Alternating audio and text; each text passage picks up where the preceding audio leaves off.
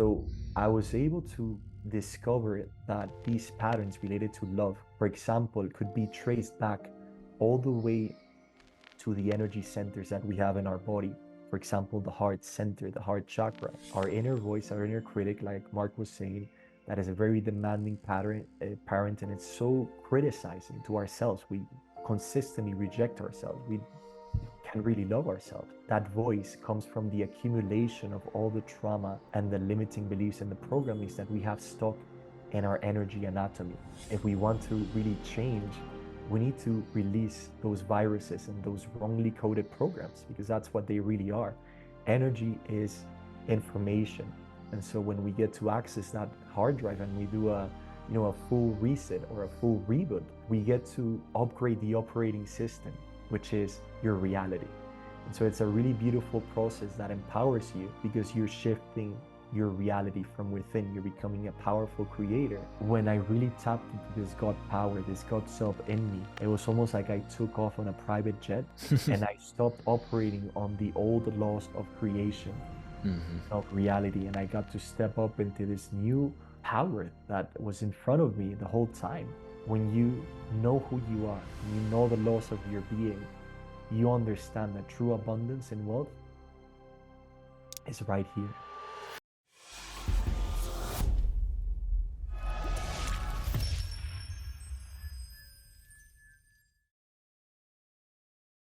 What is going on, everybody? Welcome back to this very special episode on the Narrow Path podcast. Today I have a bit of a surprise for everyone. I know that it's been a minute, and I wanted to make sure that when I come onto this podcast that I'm able to deliver something that's going to be valuable for you guys, something that you're going to be able to take with you and apply and utilize, and maybe even shed some light on some things that you didn't know. I'm very excited to have this guest that I have currently. He's a previous mentor of mine, previous coach. He's also an entrepreneur.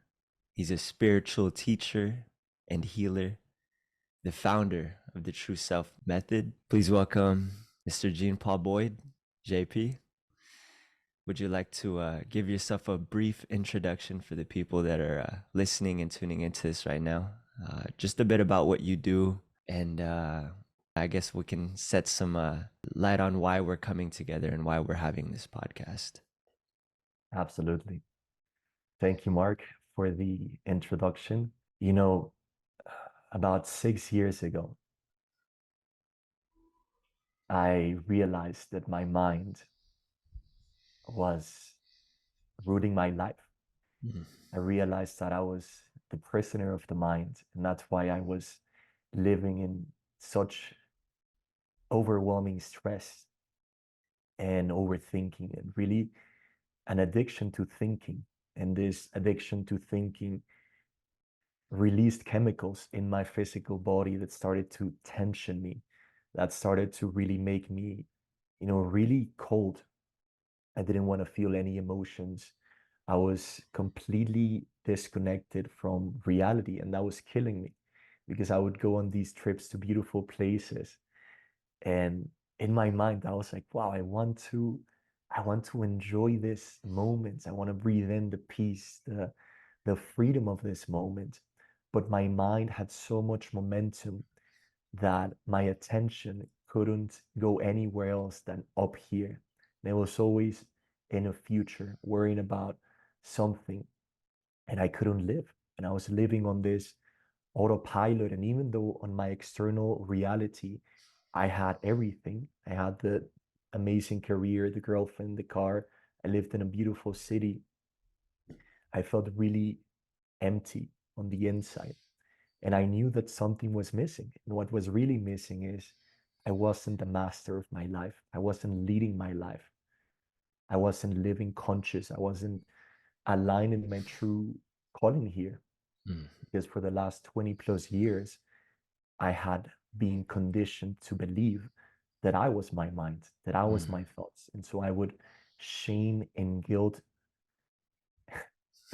a lot myself, and I would tell myself, uh, how can you feel so inferior to other people, that's so insecure, like all of these insecurities that you have, JP.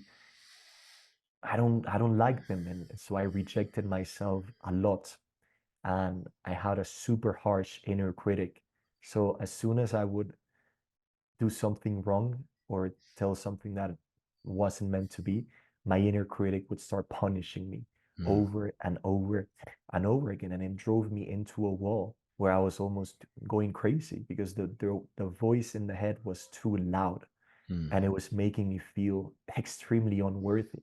And when I was having conversations with people, just to give you a proper example, I wouldn't even want to show up on the call to meet someone new because I didn't believe that I could bring any value to anyone. I believed that my voice didn't matter. I believed that my opinion didn't matter because that's how I grew up. And maybe we'll go into that a little bit later in the podcast. Oh, we definitely will.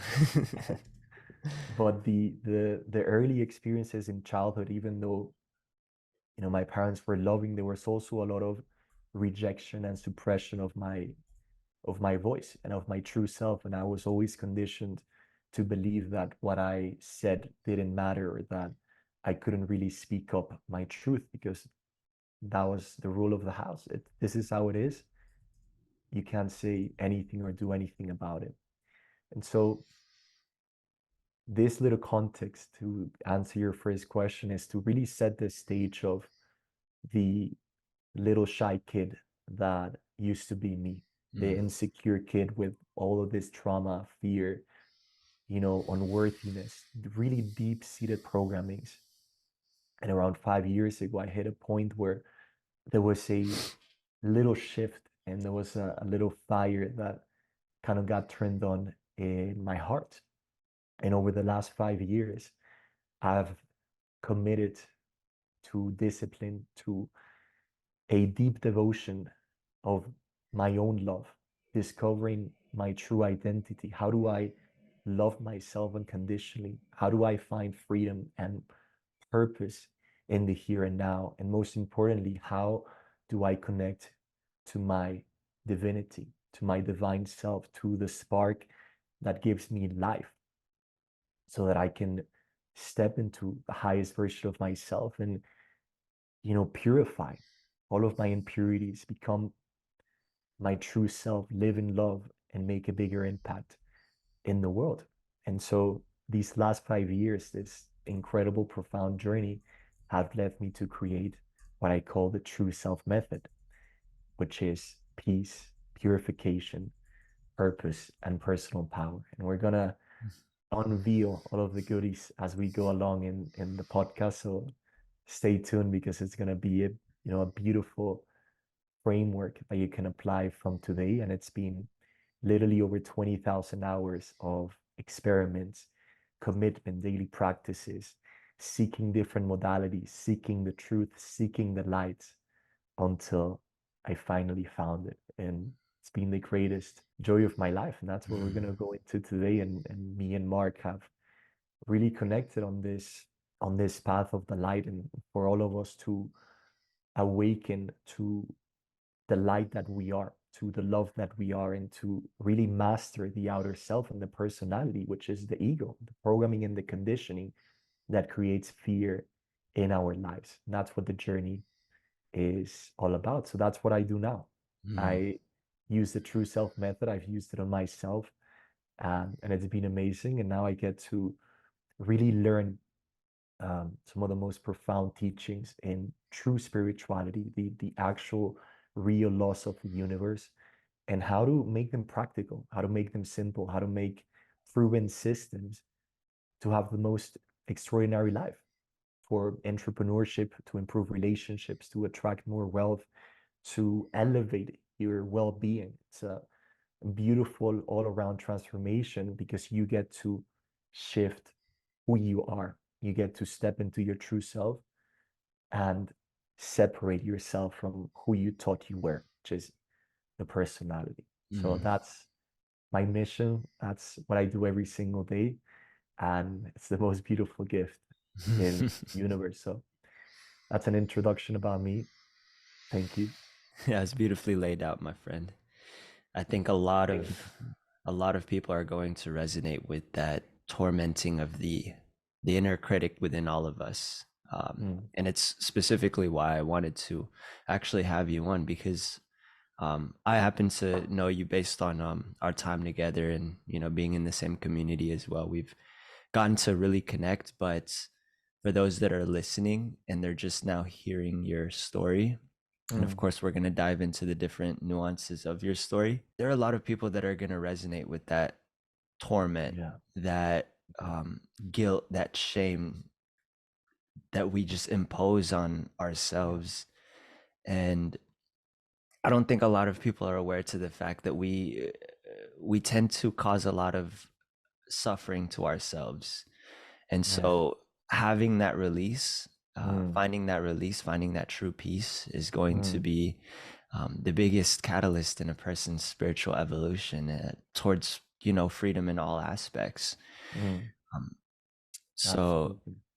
I wanted to, real quick, before we dive into just some things from your earlier childhood, I wanted to stay a little bit on the topic of what you're doing now, because you mentioned that you've done the True Self method on yourself. Yeah. Um, you've also done it on like when we were in the retreat in Mount Shasta, right? To us, that was also the True Self method. Yes. Yes. You Okay. want me to go a little bit more into the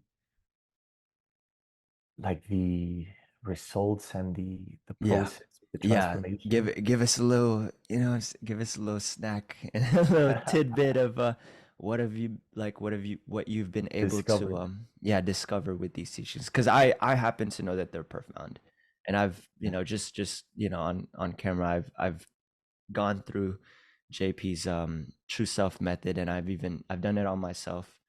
I've done it on my girlfriend. I've done it on clients, and it's every single time like it's a Mm, profound shift in the way that they carry themselves, that the way that they interact, the way mm, that they talk to themselves. So mm, just yeah.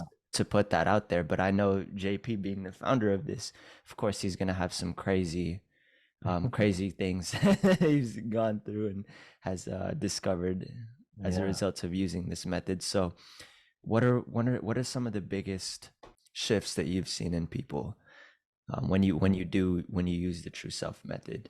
It's a great question. I think it's important. I'll spend maybe a few minutes explaining the process and then give people the results so that they kind of understand on a deeper level why it works, like why it's so profound and why it's so unique. And it's Yeah. something that I try to find out there. Like I was so happy to seek a solution or seek a mentor or a book that would teach me how to do the things that I've learned and created in the True Self method, but they weren't available because there comes a point I really believe we're all seekers and we get to try different tools that always elevate us in one more step ahead and one more step and one more step and we get to go deeper into the core of our being. And so I was that seeker and I started with meditation, practicing presence and conscious breathing. And I practiced that for years until I was able to at least really quiet my mind and have a peaceful life. But then I discovered there were more things. There was trauma and conditioning and programming stuck in my body and in my subconscious mind because still, when I was dealing with money or with relationships, I kept having the same patterns, like maybe attracting the same relationships or still having the same worries and fears about money. And when a lot of money was coming in, I would feel unsafe and I would feel this kind of unworthiness voice kind of coming in and like, what if it doesn't work out? What if you don't get this? Like, what if they cancel? What if they do this? Like all of these scenarios in my mind. And I was like, how do I actually cleanse this or release this or remove this from my life? How can I go to the origin of things inside my being to actually experience permanent results? Because I had tried a lot of modalities and spiritual teachings and inner child healing and shadow work, and they all took me to a better and better place. But then I hit a ceiling And I was like, what's going on here? Why can't I do what I want to do? Which is, I don't want to go back to those old patterns and behaviors. How do I actually change? And I went on and I started studying lesser known books and authors. And everything led me, once I knew things were stuck in the body, everything led me to the world of energy, specifically what we call our energy body and our human energy field. Mm. So I was able to discover that these patterns related to love, for example, could be traced back all the way to the energy centers that we have in our body. For example, the heart center, the heart chakra. And inside the heart center, I discovered within myself and with other clients that they were so many limiting beliefs, not only from me that I created, but also from our parents. And I discovered that we inherit these from 20 to 30 generations and more. And then we have these beliefs: I am unlovable, I can't love, I can't receive love. And we try to change, but it doesn't work. And it's because it's stuck in this invisible world that many people don't even know they have. Mm. So that was the big breakthrough for me. And I was really skeptical because I couldn't see energy. And I was like, I don't really know if this is going to work. But at that time, I was a soldier, a seeker. And I was like, I need to find a solution. I need to heal myself. I want to be free. And that's what matters, right? It's not really about the modality of the tool. It's more about, does it actually work? And so I spent the next 2 years to not make the explanation so long, studying energy medicine and how to actually purify and cleanse those energy centers that get stuck with so many impurities and limiting beliefs and trauma. And the last thing that I discovered is our inner voice, our inner critic, like Mark was saying, that is a very demanding parent, and it's so, so criticizing to ourselves. We consistently reject ourselves. We can really love ourselves. That voice comes from the accumulation of all the trauma and the limiting beliefs and the programmings that we have stuck in our energy anatomy. And so when you get to purify, for example, the heart center, those limiting beliefs of I am unlovable get to be released. And the result of that is those thoughts, feelings, and behaviors no longer get you. You know what I mean? Like those patterns of, I don't know if I deserve this man or this woman. Those same patterns that maybe were chasing you for your entire life get to be cut from the root cause. And so that's a little overview. And what happens from there is we can apply this to physical ailments, to illnesses. We can apply this to money. We can apply this to wealth, to abundance, because if you think about it, your entire body and your subconscious, they have stored in you all of your information, all of your memories. Think about a hard drive that has different files with different photos and memories and videos inside. That is what happens inside of you. And so if we want to really change, we need to release those viruses and those wrongly coded programs, because that's what they really are. Energy is information. And so when we get to access that hard drive and we do a full reset or a full reboot, we get to upgrade the operating system, which is your reality. And so it's a really beautiful process that empowers you, because you're shifting your reality from within. You're becoming a powerful creator. And then, to ground these explanations, we've been able to have the gift of being able to reverse amazing conditions like stage 4 brain cancer, like ADHD, like cysts from women, and allergies. That's on the physical side. And Wow. then it happens really instantly. And so it's given me so much power, and to give people the gift of self-empowerment, because so many of us, and I know everybody will resonate with this, we've been so limited by society, by our parents, by the programming, by our teachers, friends. And we're always kind of getting this message: you don't have the power to do that. Like we get limited so much by diagnostics or by opinions of other people, and then we create that reality within us.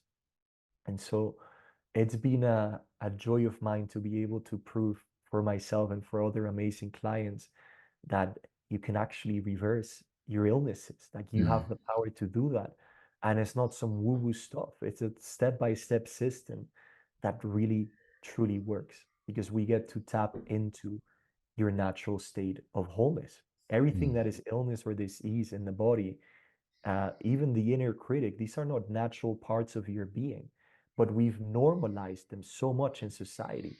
Everybody's saying, I'm stressed out, I'm anxious, I'm an anxious person. Everywhere you go in social media, that's what you see. And so you believe that to be the norm, and you unconsciously make that your reality. But the truth is, there is a unlimited amount of power within us that we can really direct with our intention to reverse illnesses, to remove perhaps the wealth and the programmings that we receive from our parents, that money is the root cause of all evil, or that money doesn't grow on trees, that there is only lack instead of abundance. So all of those deep-seated programs that we've received from society, this can be the key to really release them and be free and set yourself free so that you can think in limitless ways mm, instead of being limited by the only thing that can limit you, which is this voice in the head. And so, as we go deeper into this podcast, we will shed more and more layers and we will open more doors of truth of how we can actually do that and become the master again of the mind. Because everything, even disease and limitations, it all starts right here. So mm, that's what we need to work on. mm. You got me fired up with that that little rant that you just went on, brother. That was excellent. I feel as though that's going to land for a lot of people for sure. Mm, What mm, comes to mind is there's going to be a lot of resistance from those that are tuning into this, mm, um, in regards to the spiritual aspects that we're going over. I know a mm, lot of people out there when they hear this, they're like already thinking in their head, "Ah, I don't know if that works. Like, oh, mm, that's not for me, or oh, that's not actually real." mm. But what I want to lay out for those that are tuning into this, because I think and I believe that this is very important, Yes. that what JP said with energy just being information, energy is just that information. And Yeah. as human beings, we have access to this energy. Even though we can't see it, it doesn't mean that it doesn't exist. It's there. And so, speaking from personal experience, one of the main reasons why I wanted to work with JP is because I seen that he posted something on our community regarding healing. Oh, what's her name? Kaylee's mom. I forgot her name. Leslie. Leslie. Um, you reversed her stage 4 brain cancer. And so when I saw that testimony, Mm. even I was like, bro, that's crazy. I don't know if that's actually real. But you know what I'm saying? Right? Even still, I decided, you know what, like I need to lean into this. Whatever this is, like I need to lean into it and I need to see what it's about. So that's one of the main reasons why I actually invested into that retreat for my partner and I, because I know that Mm, we're going to come across something that was going to be life changing. mm, Lo and behold, it was. After the retreat, bro, I don't think I actually told you this, but so mm, many opportunities, bro. mm, So much abundance, so much money just mm. flew right into my life. Yeah. And it's like, I can't, how can I like physically show you guys, right? Like, but in a way, my story or my testimony is one of the best ways to prove to you guys that this stuff works. And I think what's very important, what really resonates, is that that identity that we have around these beliefs Mm, that we inherited, that we don't even know that we inherited. yeah. And so when you can shift and when you can let go of those Mm, identities, those energetic blockages that are within your chakras or your energy centers, and those are some things that we're going to go over as well. When you can purify those, mm, that's when you can start be that's when you can start operating from your true Mm, self, which is really yes. limitless, which is a direct connection to God. And Yes. so I'm really excited to go into Keep this. So connecting everything. yeah, we're gonna connect all of the dots for you guys. So if you're tuning Yeah. into this, like I said, I wasn't capping. We got a bit of a surprise for you. I want to say, I want to add something to the message that you said to the skepticism in the mind, Yeah, if I may. absolutely. Please, brother. Um, the the intellect, your skepticism in the mind is what literally blocked me because of the pride, thinking that I was my mind, that I wasn't thinking. It blocked me from so much abundance because what happens, I want you to understand the mechanism of how your mind overtakes you immediately. As soon as you listen to a new concept, if there's a resistance, if that concept is the truth, there will most likely be a resistance from your ego. And that will come in as a thought of skepticism. This is not true. This doesn't work out, whatever it might be. As soon as you think about that and you believe yourself to be that thought, that you're the one that's thinking it, you're completely identified with the ego. And that's what I want you to do. Imagine that you have a beautiful solution. Imagine somebody that might want to heal their cancer, or they want to heal a physical ailment of, or they want to make more money. And because their skepticism is creating resistance, they don't move forward and they stay stuck in life. And that is exactly what your mind wants you to do, because it wants you to keep you small. It wants you to keep limited to the society, to the conditioning and the programming that you've been taught, that some of these things are not real. And the only thing that is waiting for you on the other side is literally the key to unlock a limitless source of your personal power. Like, we're not talking here about imaginary things or energy stuff that doesn't work. Like, this is the real stuff, my friend. And the only way to prove it is to prove it for yourself and to set aside the skepticism that is in the mind. It's not part of your true self. Your true self and your heart, they always know the truth. But if you want to choose to be a skeptic, then you're going to stay that way and you're not going to be opening up your heart to the solutions that are only meant to empower you Mm, and to make you the master of your life. mm, And that is the only truth.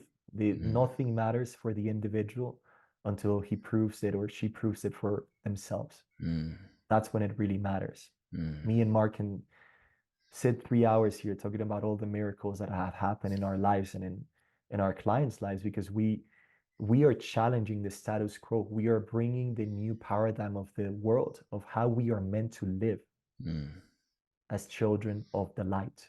mm, And that is a power that you're feeling right now, because it's challenging the old paradigm of your mind.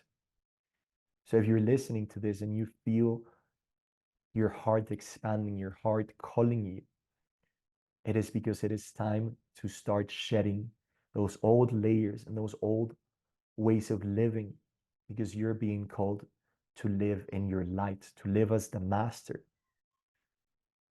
of your light. And I want you to feel what I'm telling you, not think about the words that I'm saying, but that is the power that we're bringing. Of course, there's going to be resistance because we're bringing the truth. We're bringing the reality of how we are meant to live as royalty, as sons and daughters of God. And so you need to do this work. You need to purify yourself enough to be open to receive the ultimate truth. And that's what we're doing today. mm, That's why we're dedicated every single day to go deeper into the journey of conscious self mastery, because we know that's where our truth is. And that is where your truth is as well. And we're here to invite the people who are ready. All of us are brothers and sisters of the light. But the more rapidly that you can free yourself from these constrictions and prisons of the mind, of thinking, as soon as you start thinking, you're in the mind. When you're able to let that go in that moment, you get to be free. mm. I think this is a perfect segue into our next topic, which I actually wanted to shed more light on exactly those impurities that we have within Mm, us. yes, What are they, and how can we purify those impurities? it's a great question. I love this. Let's talk about the word purity Mm-hmm. first, right? Because an impurity is something that is not pure. Mm. What is purity? Purity comes from pure, from pureness. You're becoming more pure, and this means that you're becoming your real identity. So anything that is an impurity is in a way a falsehood or an illusion that you taught yourself that you were. These impurities are literally the walls that are between our mind and our hearts. The impurities are anything in the body that sell this narrative or this story that you are that impurity, that you're that imperfection, that you are that fear of the mind, that you are this fight or flight, stressed, activated person, that you're a rushed person, on and on and on. And so when we get to go through the purification process, you get to release and purify from your being, from your physical body, from your nervous system, from your brain, from your mind, from your soul, and from your heart, anything that is not you. All of those things fall off, all of those masks, all of those layers, and you get to remember that your true source was always love. So when you are purifying yourself, you are becoming more divine. You are entering more into living your life from a place of love, which is our true nature if you think about it. And so the process of purification is the process of remembering who you've Mm. always been and kind of letting go of the Maya or the illusion that you were this small self that was limiting you, that was making you feel unworthy. And when we take it, does that make sense? Yeah. And when we take it on a practical level, what that actually looks like, the purification process, it starts in the physical body, but then you need to go into the blueprint of your energy, right? Mm-hmm. I found through my work that the majority of these impurities are stuck in your human energy field, your energy centers. And so, where do these impurities come from? They come from your parents. Impurities can be limiting beliefs, they can be trapped emotions, they can be physical imbalances. But at the end of the day, they are all the same. They're a form of fear, of separation that is created within us.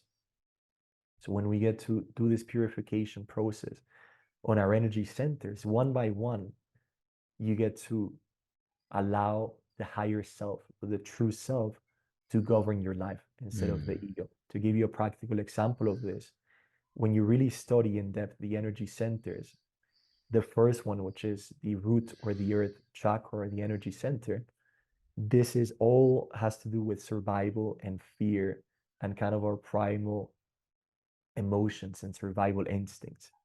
So when someone, for example, is wanting to make more money, or they want to feel safe to be able to speak their truth or to open their hearts to love another person or themselves, if there are impurities in that lower center, there's going to be this consistent triggering of the fight or flight system. And I've met so many friends and amazing people, and it looks like you have everything sorted out, but for some reason, their fight or flight system, they're constantly in stress, in rush mode, in doing, and thinking and thinking. And they're wanting to find the solution, but it's the root cause of the root cause is there are impurities and imbalances and trauma and fears that are stuck in that survival center. So when we get to purify that, you get to release the belief of I am not safe. I cannot feel safe in my body or in my mind. That's why we get rushed and stressed, is because we don't feel safe. And so when you purify, you release those old, outdated operating systems or programs and you get to step into the new paradigm. I am safe. I am connected. I feel safe in my mind and body and in this moment, and I can live in the present moment because Mm. it feels safe. Yeah. It feels safe to receive money. It Mm-hmm. feels safe for me to speak up, for me to open my heart and to give love Mm. to my loved ones. And so Mm-hmm. everything starts down there with the safety, with the security. And that's, I think, a beautiful example of their purification process. Mm-hmm. And just imagine that you're going to the best car wash in the world and you have a dirty car that you haven't washed in 30 years or 20 years and it's all full of mud on the outside. And when you're inside driving the car, you can't even see through the glass. Yeah. And that's exactly how it works on the inside. And so when you go through this purification process, everything gets to be, cleansed. It's almost Mm-hmm. like you go through this sacred fire, and the same way that the alchemist turns lead or metal into gold. That's the purification process. That's the true meaning of alchemy, Mm-hmm. is turning our consciousness into this gold. Mm. And that's the beauty of purification. And one of my favorite steps of the process, because it automatically brings you back to wholeness, which is what we all want, is integrating the separations, the different voices in our minds, and purification brings you back to your heart, to your truth. And so in the show notes, in the description, we're going to leave some amazing resources so that you guys can experience that purification process. I've recorded some amazing sessions that I want to share with you guys, where you can just plug in your headphones, go to a comfortable place in your home, and experience that purification process for yourself. So I think that's really the best way to go about it instead Mm. of, yeah, Yeah. that's a No, great idea. definitely. And Yeah. you you mentioned something that I really wanted to touch on, which was when we purify those impurities. Mm, Imagine like the way someone makes decisions, what kind mm-hmm, of conversations they have, the people that they have around them when they're actually clear, mm, when they have the space to be mm, who they truly are, as mm, opposed to being someone who they're not, but unconsciously, you know what I mean? So imagine the reality that you'll be co-creating. mm, Just something to keep in mind for those that are tuning into this, because that's what we're bringing to the table.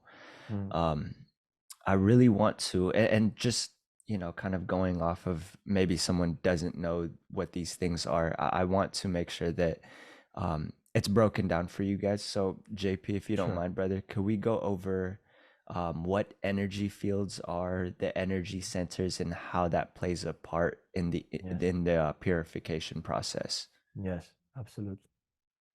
So when you get to study our origin, our true nature, and the origin of the universe, you can see it from the quantum physics perspective, you can see it from spirituality.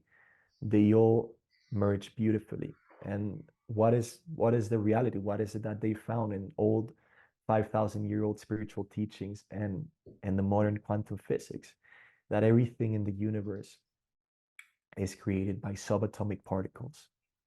And these subatomic particles, the electrons, the neutrons, they are all, when they're looked into it, they're all empty space. They're forms of energy. And so I relate it a lot to the equation of Einstein. You know, there's on one side energy, and on the other one is mass, right? Is matter, what we're seeing right now. But we have to come to the acceptance of the fact of the law that everything has its origin in energy. Energy is the mind of God. Energy is the quantum field that has all of the information in the universe.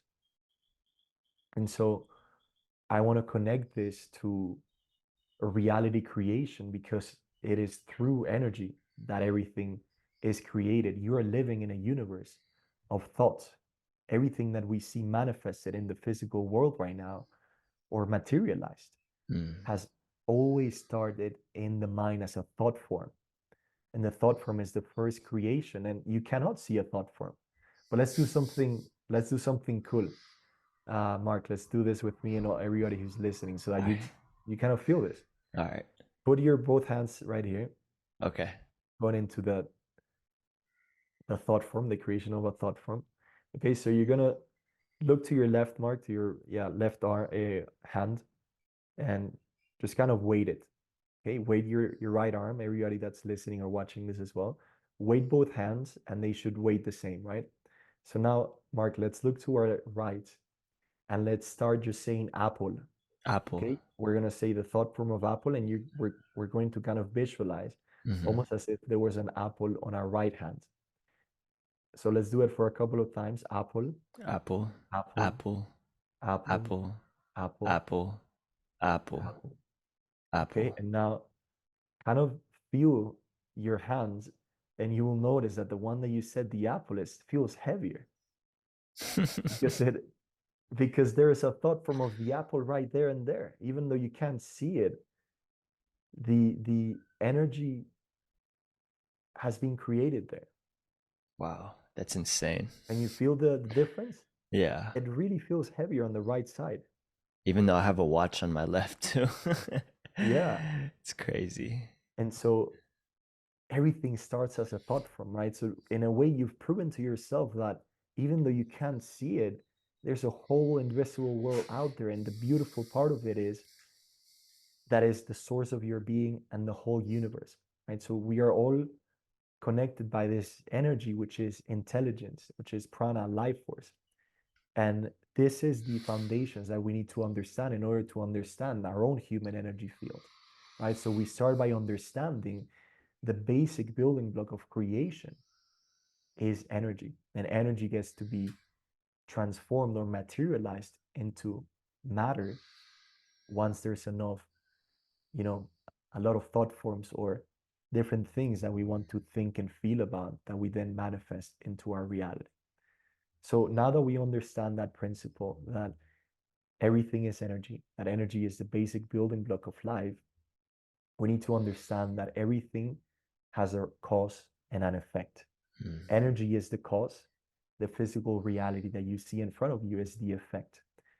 Many people, many of us, including me for a long time, I tried to change my reality by changing the effect. You can apply this to anything. That's why we've had so much success with physical ailments and illnesses, because we apply these two filters or principles into the method. If everything has a cause and everything has effect, wait a minute, if somebody has cancer or anything, it can be any physical ailment, that means that that is the effect. And there has to be a deeper root cause. And if there's a cause to that cancer or to that ailment, that means that if you remove that root cause and anything associated, you're able to reverse the effect. And so now we know that energy is everything. So the cause of something is going to be energy. So if you really want to change reality or do these amazing miracles, you need to consistently apply these two principles over and over and over again for anything you have. Allergies, the inner critic is an effect of a deeper root cause. And I found through my work that the cause is always energy. That's the foundation of things. And then we can kind of map it out if you were to see it visually.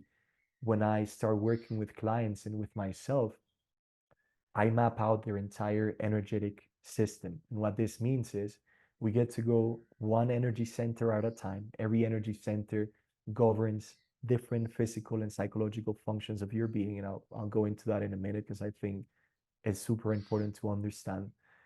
But then what I found out, which is crazy, which is mind blowing, is these physical illnesses and these psychological conditions and money blocks and love blocks and all of these things, I've been able to trace them back to the energy centers.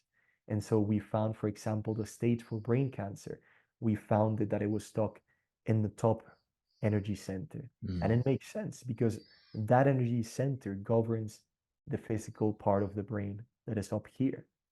And so that's how we need to start thinking if you want to start doing this or for yourself or for your loved ones. we need to understand those two principles. Does that make sense? And after this, I can go into the actual human energy field, our thought world, our feeling world, and the seven energy centers and how they literally create our entire reality and our identity. Yeah. So, like a brief summary would be the two principles being energy is everything, and the Yes. second one being the law of cause and effect. Yes. Exactly. Exactly. Beautiful. Yes. So now that we know that, we can start studying our human energy field. We have all of the thoughts.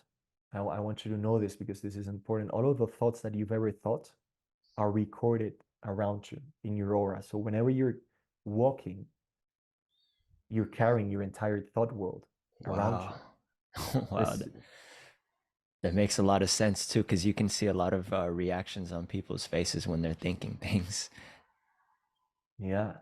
And so it's this little, it's like a swimming, invisible swimming pool of different thought forms all Mm-hmm. around you. Every thought form that you've ever thought about is swimming. That's why we repeat patterns so much, because the same thought forms, they swim from here and they try to go into the mind.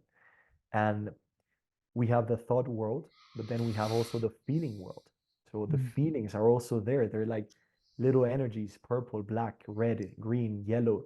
If you could see it with your eyes, you'd be able to see that around you in your aura, you have a feeling world. So imagine this. We don't only have a physical world, we have a thought world and a feeling world. And why is this important? It is because your feeling and your thought are the only creative forces in the universe.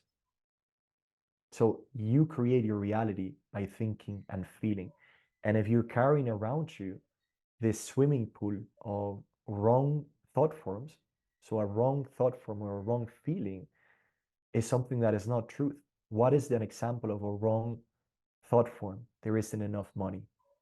When we look at the highest law of the universe, there is only abundance. Mm-hmm. The lack doesn't exist. It's Mm-hmm. an illusion of the separation. Mm-hmm.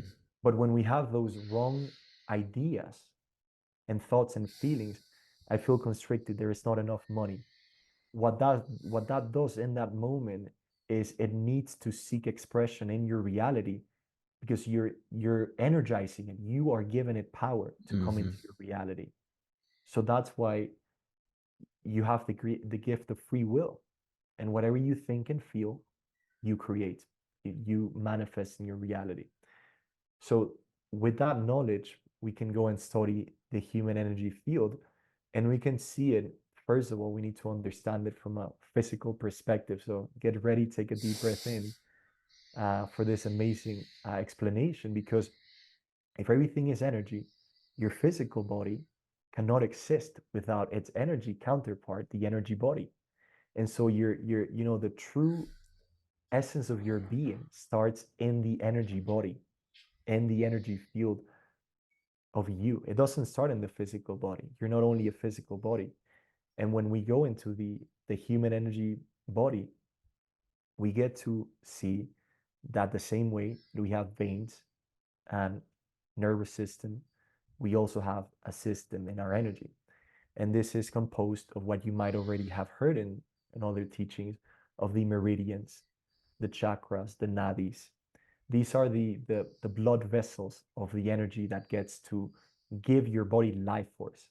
So the only reason why your heart is beating right now is because there is a channel of energy coming directly from your higher self that is beating your heart. And so the chakras are the parts of you in your body that control everything around you. For example, the heart chakra, it starts with energy. And I want you to kind of visualize this metabolic path of how it really works. Okay. I think this might be also a deeper understanding for you as well, Mark. So we have the heart chakra, for example. Mm-hmm. The only function of it is to break down the life force around us and to kind of feed it. The same way that we eat food, we first need energy to power up everything else, to power up the nervous system, the blood, the physical body, for it to be animated, for it to be able to move. We first need energy, because the cause. That's the foundation of everything. Mm. So the heart center, it breaks down the energy, and then it starts its metabolic path. And how does it work? We start here in energy, and then it moves into the nervous system, and then into the corresponding endocrine gland of that chakra, and then finally into the physical area that it governs. So for the heart chakra, it's going to be the thymus gland, and every single energy center is connected to a different gland. And when people have problems of thyroid, or problems with their immune system, we're able to trace back everything to the corresponding chakra. And if the corresponding chakra is blocked by all of the impurities, and it's only operating, let's say, at 2 to 3% out of 100%, there isn't enough life force to supply the vitality and the energy that those organs, those endocrine glands, and that part of the nervous system works. So whenever a person has a physical disease, we can trace it back all the way to the origin. Mm. Does that make sense? And now I can go into the overview of the keepers of our identity, which are the chakras, and just explain briefly their life themes and how they affect our life. Yeah, brother. That sound good? Yeah. Cool. Beautiful. So if you think about where our identity is stored, is in our chakras. These are the keepers of our identity, and all the programming that we have are there. This is the first point of contact from God, from our higher self, into our being. So imagine that from our chakras, the energetic blueprint of our physical body is created, and then the physical body gets added as a layer on top. Let's start by the brief understanding of what each energy center does and how it governs different areas of your life. We have the root chakra, which is linked to survival. The limiting belief that blocks it is, I am not safe. I've already talked about that. And the root chakra is connected to the adrenal glands. So when we're not feeling safe, when the root chakra is blocked, it triggers adrenal fatigue, or too much adrenaline, and then it triggers the fight or flight system, and we get to be really, really stressed out. The root chakra is one of the weakest ones that I've seen in myself and all of the clients that I've worked with, because there is so much fear stuck in that base, and that fear gets manifested as thoughts of insecurities and not feeling kind of grounded and present. And so the root chakra is ultimately related to your beliefs about wealth as well, about money, about abundance. And it governs physically everything from your legs down. Okay. So the root chakra is blocked by fear. When we unlock it, we get to feel safe in our bodies. This is the most important one. That's why it's the first one. Then as we move upwards, we go into the sacral chakra, the sacral energy center, which is all about emotions. It's all about creativity and worthiness. So if you're dealing with unworthiness blocks, with the imposter syndrome, with not feeling good enough about yourself, your sacral is probably going to be really, really blocked off. The sacral is related to all of our sexual glands, right? When we have problems, I don't know, reproductive issues, things when we're making love, or just anything that we feel a lot of guilt, that's going to be blocked by the sacral. And when we get to purify the sacral chakra, we get to feel a deeper sense of emotion. We get to release this emotional numbness and this guilt that might have been clouding our judgment and our minds and our bodies. And so that's what the sacral is all about. So as we go up into the energy centers, we go into the solar plexus. The solar plexus is blocked a lot of times by shame, and there's this limiting belief, this programming inside of us when it's really blocked that says, I am powerless. I don't have power. And so if you're dealing with confidence issues or things related to your personal power of what you believe yourself to be capable of achieving, the solar plexus is going to be key for you, because the solar plexus is really important. This is sometimes called the chakra or the energy center of the ego. It has to do a lot with your authority, your personal authority. So when it's really blocked, the ego is consistently kind of leading your life. And I want you to understand, as we go higher and higher into each energy center, you're kind of transcending the level below. That's why in a moment, I'm going to talk about the transition of living from the ego, from the mind, which is the third energy center, going into the heart, which is where we stop living as our ego and we get to really be connected and live from a place of wholeness, of having a deep desire to serve the world. This is the, the really deep transformation that we are all experiencing on a collective level, for us to stop living from our ego and to start living from our truth, from our true self, which is love.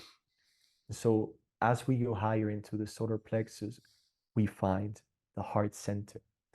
The heart center is blocked by a lot of grief. It deals with everything of your relationships, with your ability to give and receive love. And it's so important, because if we're not open to love, we're not open to our nature. We're shut off.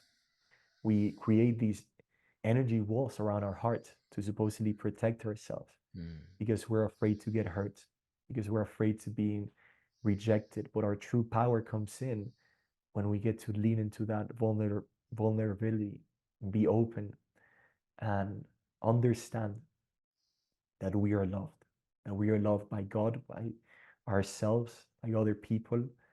And so that purification process, that transformation of the heart, is releasing all of those patterns of not being lovable, not being able to give or receive love, and moving into love, moving into power, moving into being able to look at yourself in the mirror and smile and know that you accept and love yourself fully, wholeheartedly. That's what the heart chakra is all about. So if you're dealing with a lot of self-rejection, a lot of lack of self-acceptance, if you believe yourself to be too hard on yourself, which is your ego playing you, not your true self, then this is the key for you. This is another one of the weakest ones, Mark, that I found. This the root, the heart, and the crown. And so we need to purify the heart center. And I just want to quickly explain that through my experience, a lot of these, unfortunately, a lot of these things that you see out there about chakra balancing or chakra alignment, and these, different types of energy sessions that supposedly clear your chakras, the truth is they don't really work at the level they should be working. That's why you haven't seen those results. So I want you to know that this is different. This is way deeper than those more basic uses of this knowledge. Like, this is where you really get to purify almost to 100% everything inside you. And so when you get to purify, right, I think that's important for people to know. A lot of people have come to me telling me that they've already done this work, that they've already done work on their chakras, and that this guru or this healer told them that their heart chakra was blocked. But this is really going into the most profound depth of this work. And so when you get to purify your heart center, you allow your true self, which we are about to go into after this, you allow the purity of your heart, the pureness. Remember, it's all about the purification. You allow that to come in and be the CEO, the new CEO of the heart. And so it starts to take charge. And instead of you having to live through the ego, you get to live through your truth. And that changes your entire reality, my friend, because it changes the way that you think, that you feel, and that you act. Because when the higher self gets to win that battle, every energy center has a battle inside you between good and evil, or between your lower self and the higher self. That is the most primal basic story that we all connect to, light and darkness. That battle is happening right now inside of you. And you need to choose who's going to win. You can't allow the mind and the ego to keep ruling your life, to keep ruling these energy centers. And that's why when you purify them, the higher self gets to win that battle, and that shows up as way less noise in your mind. People tell me that they feel more like themselves, that they feel lighter, they feel better. Mark can probably tell you, by doing almost all of these energy centers, if not all of them, it's like you couldn't believe that you got lost so much in the shadows and in Yeah. the darkness, and you thought yourself to be that. And now it's such a blessing and a miracle to remember your true identity. Right? That's why Mark is smiling, because It's it literally works like that. I would say it's almost like a coming back home. That's the feeling. Like you just Yes. that feeling of I made it. I'm home. It's Yes. just a very joyful, loving experience that Yes. I wish for everyone. I truly wish that for everyone, and that's why we're having this conversation. Yeah, that's what we need, because we need to walk, we need to embody the light that we are, and bring it collectively, right? Kind of lighting up all of these light bulbs all around us. It all starts with us, because then we can light up our inner circle, our family, our loved ones, our friends, our community. And it's all the same, right? Stepping into the leader, stepping into your light, and stop the fear, stopping the fear from controlling your life. And that's, as we go higher, we go into the throat center, which is all about truth. And it's blocked by speaking lies. It's blocked by people pleasing, by not speaking your truth, by not articulating who you are. And so the throat center is really important, because the way that you speak becomes reality. You can create spells that bind you for years or lifetimes if you are not conscious of the way that you speak.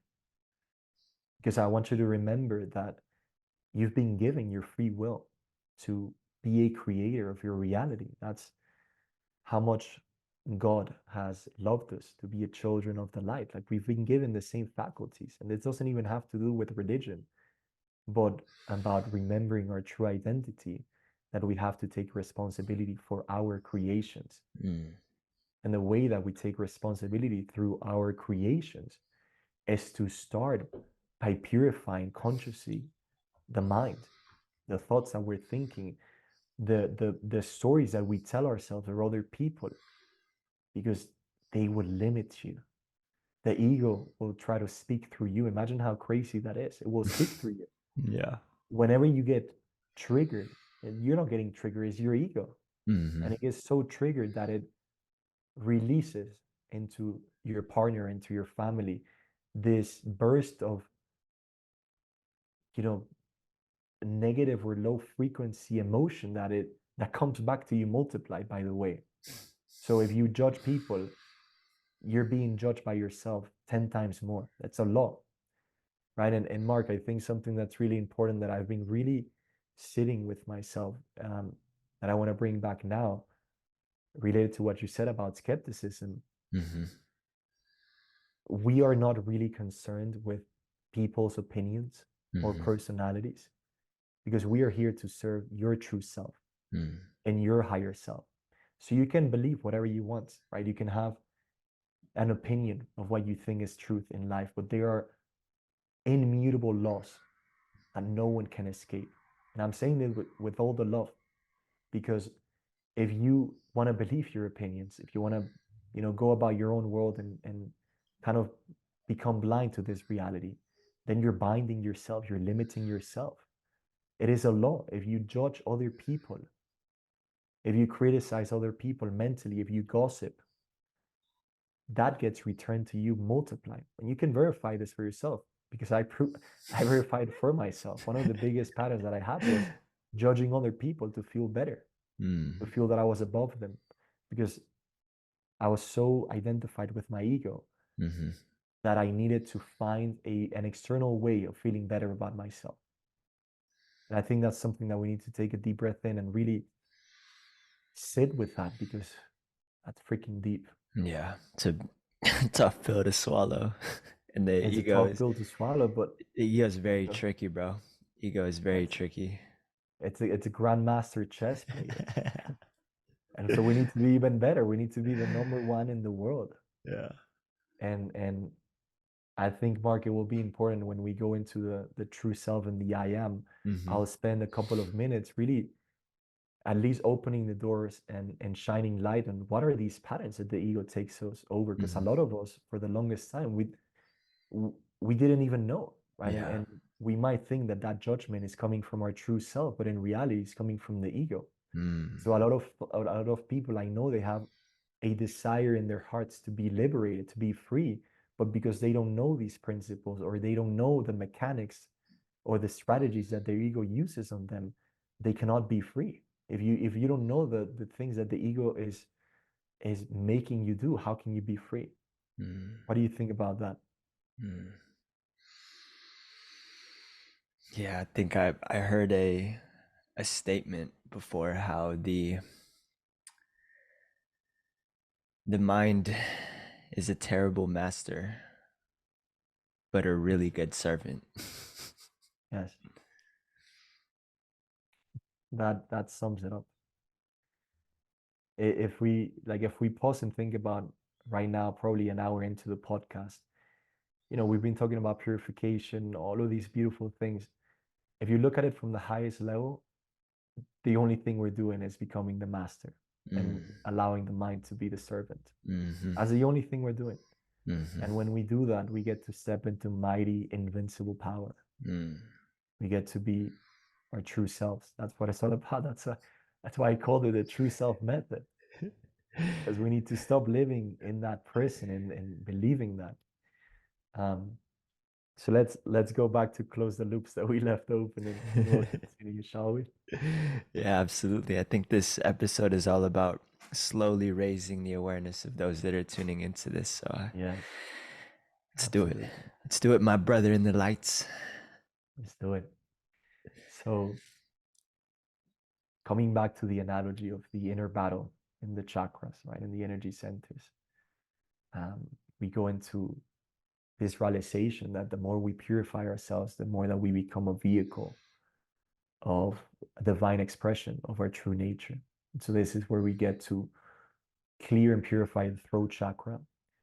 And instead of believing that you cannot speak your truth, that you cannot trust other people, this purification brings you the truth that you can speak your truth, that you shouldn't fear other people's reactions when you're speaking the truth in a way that is coming from your true self, meaning always, you can always speak the truth and the plain truth from your heart, not from your ego. If Yeah. you're criticizing people, or even if you're speaking your truth, but you're shaming other people or blaming other people or criticizing other people, then you're not doing it right. You're not aligning your true self. You've just allowed the ego to come through the back door Yeah. and hijack you in that mission, and you've been taken over. So when we purify our throat chakra, we get to speak our truth with elegance, with simplicity, with love, and we get to look at the other person in the eye and speak directly to them. Because I want you to know, the insecurities, the people pleasing, the fear of, oh, I don't want to hurt them, all of that is the ego. I didn't know this for the longest time, because I prided myself in being a good person. Like I was the hero in my mind of, oh, I never make anyone go angry with me. I always stay quiet. I always keep things to myself. I was the biggest people pleaser, and I knew I would never speak up. The throat chakra was one of the biggest shifts in my life. So there was so much fear and trauma here. Couldn't even speak. I would be right now, I would be sweating in my entire body, and I couldn't even say a word to you because of all these programs that were controlling me. My ego Wow. was controlling me, and it wouldn't allow me to speak the truth. And so Now I can see you in the eyes, to you or to anybody. Um, and if I see something that is not their true selves, I will call it out, because that is when you're really doing them a service. We think that by people pleasing, we're doing people a service, but people pleasing is based on fear. When we call someone out from our hearts, we speak in a respectable way, but we tell the truth. We're actually serving that person. And it doesn't matter if their personality reacts. That is not your responsibility. That's one of the biggest, most empowering truths that I've ever learned. When I speak to anybody now, there isn't an ounce of fear in my being, because I know the truth. And the truth will set you free, my friend. And when you know the truth, when you walk with God, why should you care? Or why should you be concerned with personalities? You shouldn't. Because you're walking with God, you're speaking from the truth. That's why the throat is so important. So we go up. I think we need to pause, because that was a really powerful message for all of us to realize. Don't fear any longer any reaction from other people's personalities, because now that you've been tuning in and connecting with us as one big family, you understand people have a personality, which is the ego, and they have the true selves. Most people use their personality as a shield, as a mirror, as a as a defense mechanism. They don't let you see their true selves because they're afraid to be authentic. But one by one, I know that we are stepping into our authenticity. But we need to be mindful that a lot of people around us might just be operating out of their personality, and it is not our responsibility for their triggers and their reactions. That's where people pleasing really comes from. And that will change, that will 10x your business, deepen your relationships, improve the relationship you have with yourself. It will give you crazy results. Just maybe pausing the podcast now and just really contemplating on how deep that is. And then, most importantly, it makes you feel so good in a non-egoical way. It makes you feel powerful. It makes you feel that you have authority and that you're respecting yourself. So let's finish the journey of the chakras. We go higher into the third eye. The third eye and the crown center, they're connected to some of the most mystical glands that we have, endocrine glands, the pineal gland, the pituitary gland. This is where a lot of spirituality also focuses on. So the third eye is really important because it is connected, both of those energy centers are connected to the pituitary and pineal gland. And these are the glands that govern our circadian rhythms, the way that we sleep. The master gland, which is the pituitary gland, sends messages to all of the other glands in the body. Imagine this, the endocrine system really is in a way the foundation or the leader of your entire immune system. And so when we get to purify, I want you to understand this because it's so powerful. When you get to purify from the level of energy, and you get to purify your third eye, your crown, any energy center, there's a waterfall effect that heals or purifies everything of that physical counterpart. Meaning, when you purify the third eye chakra, you get to purify the pineal gland, the pituitary gland, and anything in that physical area that that chakra is governing.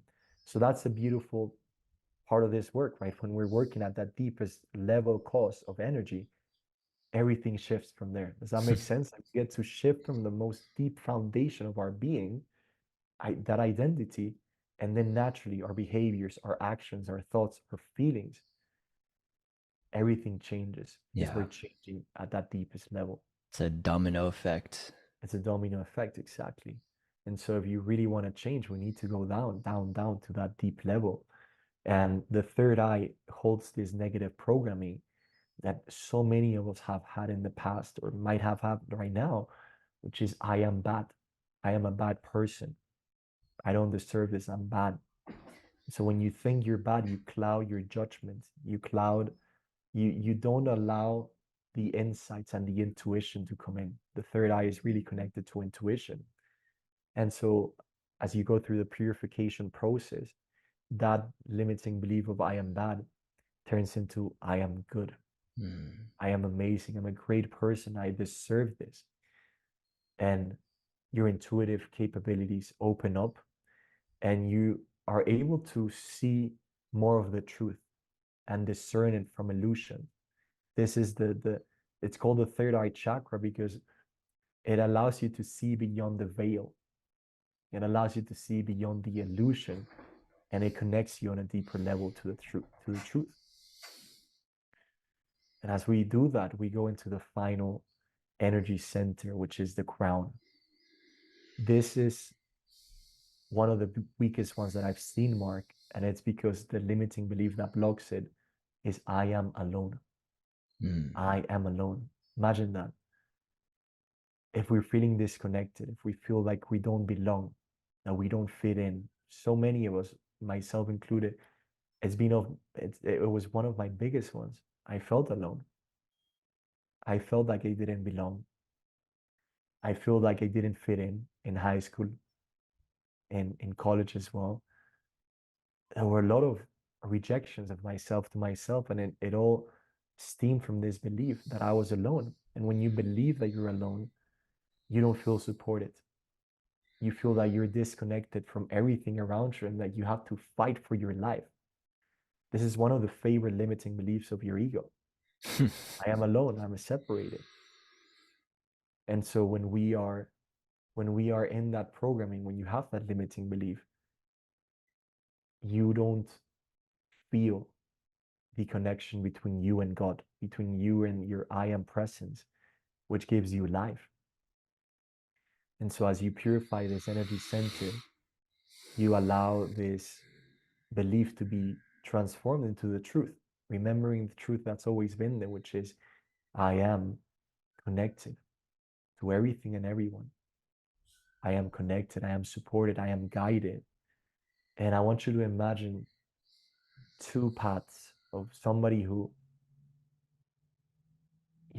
hasn't had the opportunity to purify these energy centers. Imagine how many limiting beliefs you're that person is going to have inside. And so on the other side, this new technology, it really allows you to open the gates of divinity, of your true love and freedom. And it allows you to clear all of these things. I am alone, I am unworthy, I'm not safe. And you kind of get to come back to your true self, which Mark described a little bit earlier. And it's beautiful. So when you finish doing the crown purification, I think it might be one of the ones that we put out there for everyone because it's so amazing. You start to feel such a deep sense of peace around you, like in your body, and it's almost like you reconnect to the source and all the limiting programmings that were here. They're just shattered away. That illusion is broken into tiny little pieces that get transmuted by the sacred fire. It just boom, transformed into light. Yeah. And so that is the journey of the chakras. You get to embody your safety, to kind of give a final recap because we've created so many stories. You get to feel fully safe and present in the roots, and then in the sacral, you start to be able to be and feel more deserving, knowing your truth, that you deserve all of the best, that there isn't a limit for you. You experience that in your mind. And then going up into the solar plexus, you get to feel powerful, confident, into the heart fully open, feeling that you can love, going into the throat, speaking your truth, connecting with your intuition, receiving guidance, receiving answers, and finally connecting to the source of your being. And I call this journey the journey of becoming limitless. And this is what it truly means to live life as your true self, because when you do this, you create heaven on earth. Life becomes easy. life is not meant to be a struggle or a race against time. It's meant to be a joyful experience. That's the most beautiful message that I can share. And it's a reality because you and me are the same. Me and Mark are the same. And if somebody was able to do it, that means that you can do it too. That we can all find that light at the end of the tunnel and return home. You know, welcome home. You've made it. That was So it's not only possible for all of us, it's our responsibility. It's our it's the deepest desire of your heart to return there. And that's how we go home. That was a very high level overview that we just that you just laid out for us, JP. My pleasure. Yeah, man. People listening to this are gonna have a lot to chew on and digest. But that's why it's recorded. You guys can always tune into it and digest in your own space and time. Yeah, I think we're like revealing like 7 years of stuff in like 2 hours. Man, I think Yeah. what would be amazing for the people tuning into this to kind of wrap things up and bring everything back full circle is this is touching on this notion of the higher self and the lower self. And I would like for you to give us an overview of what those two things are, the polarity between the two, and then even how you in your own journey, in your own personal walk, how you came across developing and building that relation to your higher self, to your, and you even mentioned it, to your I am. I think a lot of people would benefit from knowing what those those are, and and even like in your own journey as well, laying out how you came across that. And Yeah, for sure. So this is the journey of finding my true identity,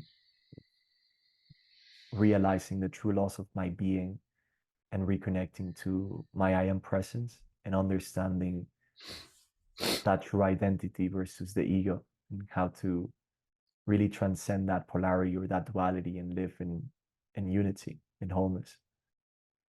Is that what you were oh referring to? yeah, oh yeah. Okay, beautiful. So let's take a deep breath in.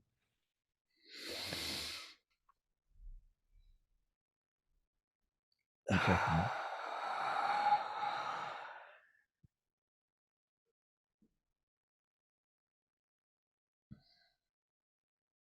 Mm. I've been parasympathetic this entire call. It's amazing. I'm so excited for everybody to see this. It's gonna be very eye-opening for a lot of people, especially this last part. Yeah. I'll begin by saying that we all have this craving of self-discovery, of understanding who is our true self. So in a way, aligning it to the true self method, this would be the last step, which is personal power. And true personal power comes from knowing your true identity and understanding who you are and who you are not, so that you can live in true alignment of your being and really create heaven on earth, physically, emotionally, spiritually, financially, and all that shebang and all of everything. So we're all seekers. We're all finding who am I? Who am I? I've asked myself that question 1,000 times. Know thyself. And so I've learned and I've continued to seek through all avenues in spirituality and personal development and non-duality teachings in a lot of religions. And there was always this desire in my heart to understand, like I want to know the whole truth. Like I wanna know the anonymous one truth. What is the real truth of life? What is the truth of my being? Because I knew that there was something missing. Like every time I learned a new teaching in spirituality, that we're all connected to the universe. Even when I learned the things about that I'm also a creator of my reality, there was still something missing, and I knew it in my heart. And so one day, out of nowhere, I finished the group call, and the power was amazing. It was like nothing I've ever seen.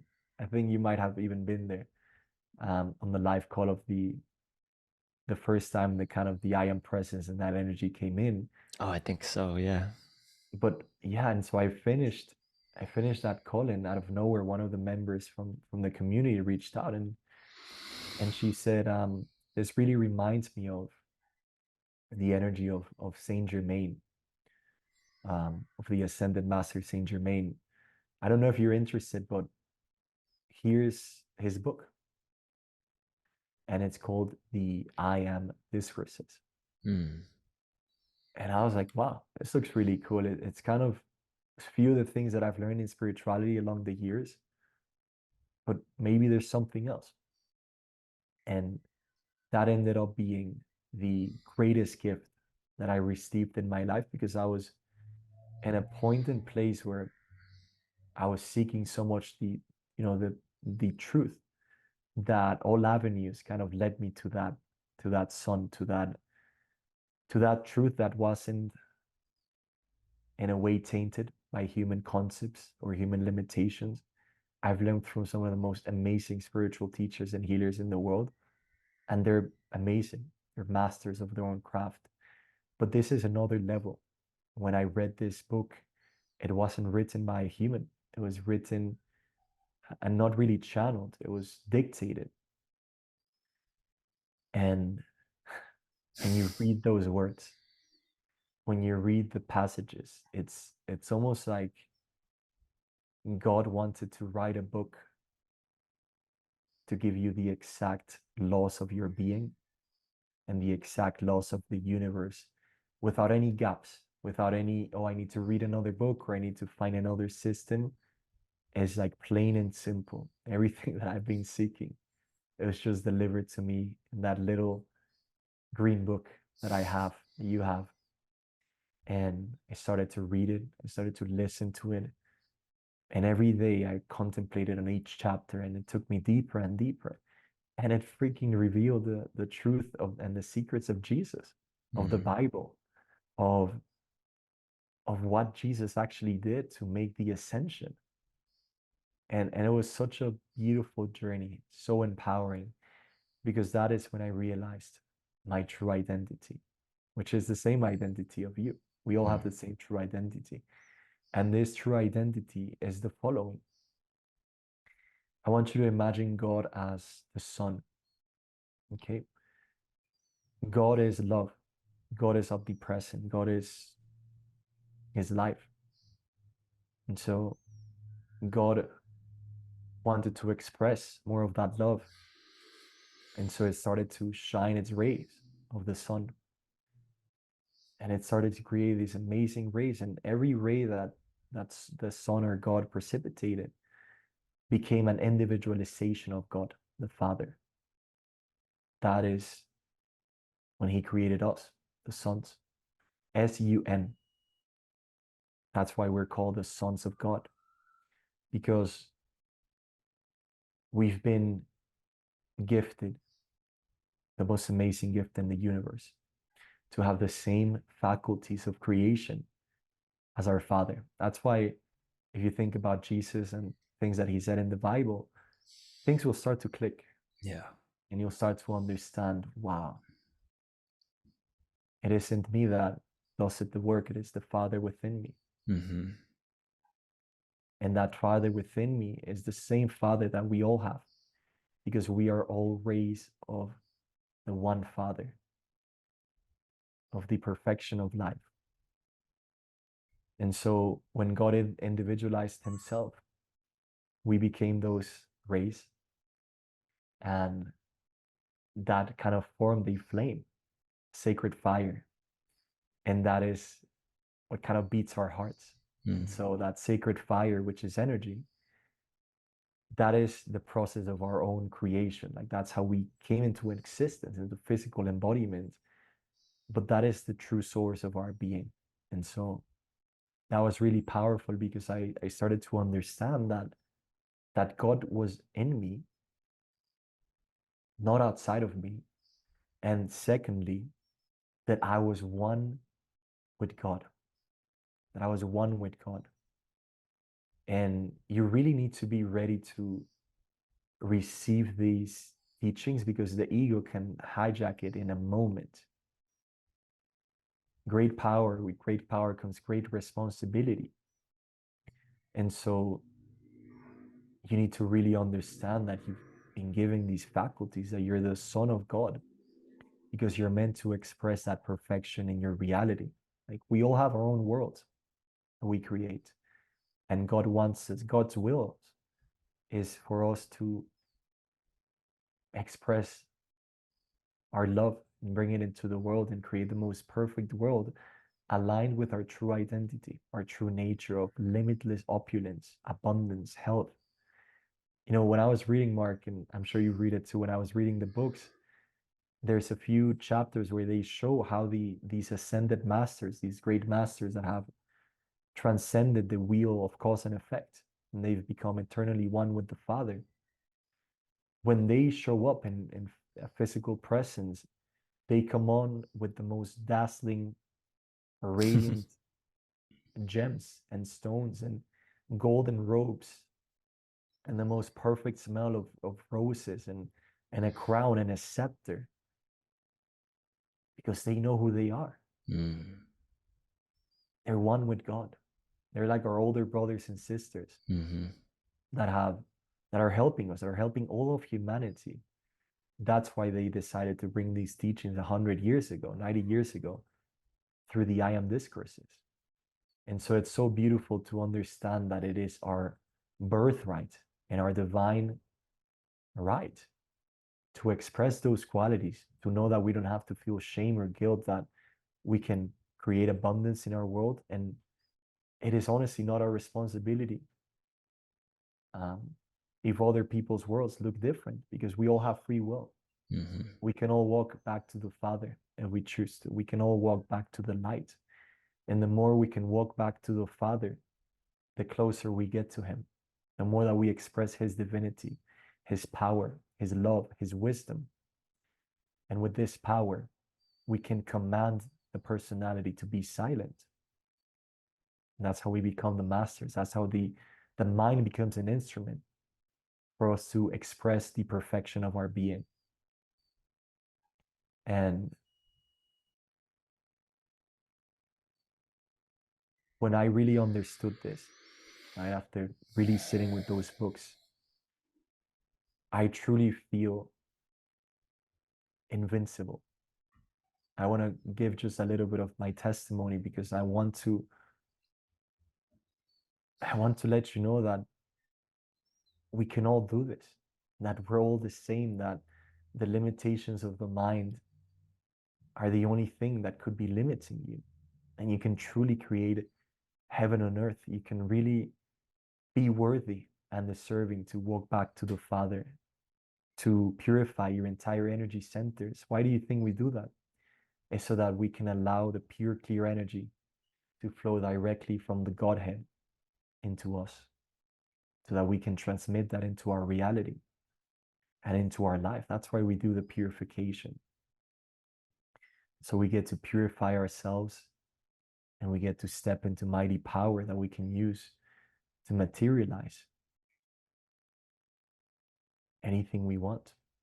And so I think that's a little bit of who our true identity is really only accepting your I am presence. So when you say higher self, there is a step in between you and your I am presence. So if you were to see it in the chart, we have the physical body, right?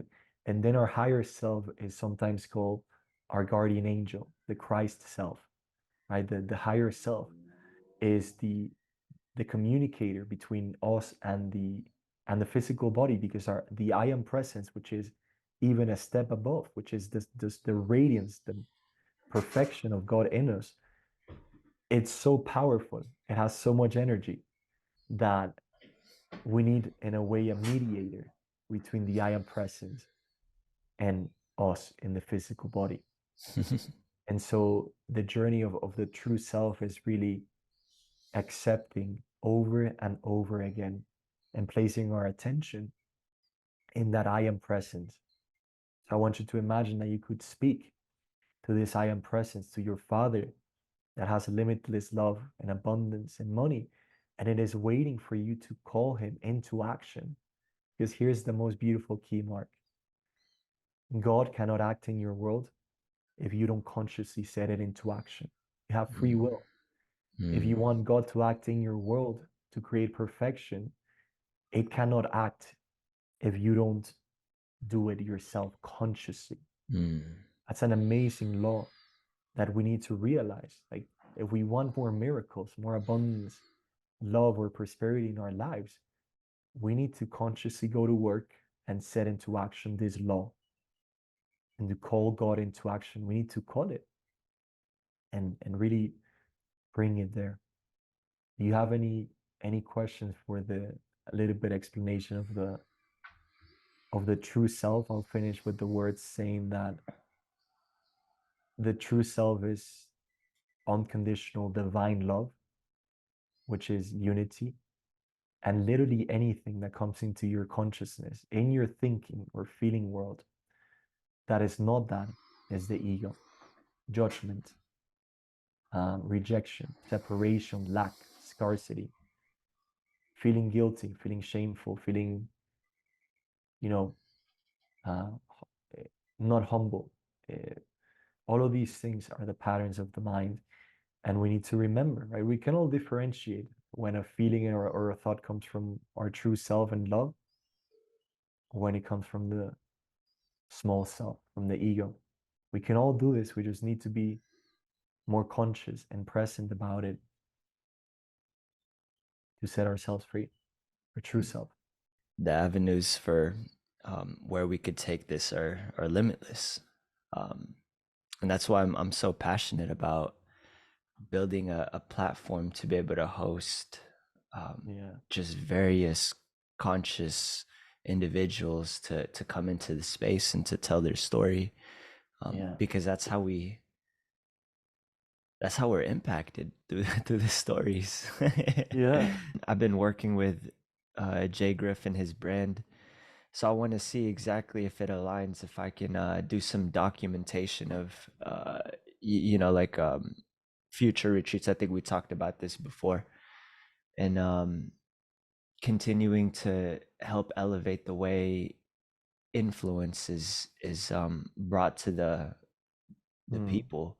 And it's through platforms and discussions and conversations and just the right people in the right places. So I was telling Jeremy, I was like, bro, like the LUC is lit, bro, but we need to shine some more light on the members and what they're doing, because from the outside looking into the LUC is pretty quiet, as opposed to like just, Jeremy putting on his stuff. But imagine, bro, like you not only have the LUC and Jeremy, but you have like the members that are spreading the message and doing the work and impacting lives. I think we need to see more of that.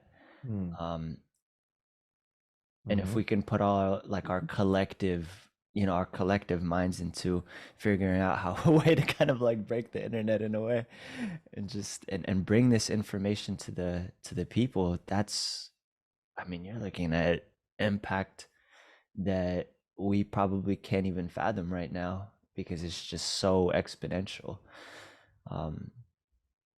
That's what I've been kind of pondering about, and really like wanting to co-create in this present moment, and even in the journey moving forward, is just helping people tell the story and continuing to be like beacons of light, bro, on top that hill. We'll do it, bro. Yeah, You will brother. do it. So with this understanding, we have the concept and the process. And I want to kind of show you the transformation, like what really happens when you have this deep devotion, this deep communication and relationship with your I am presence. Because your I am presence is the origin of everything good in your world.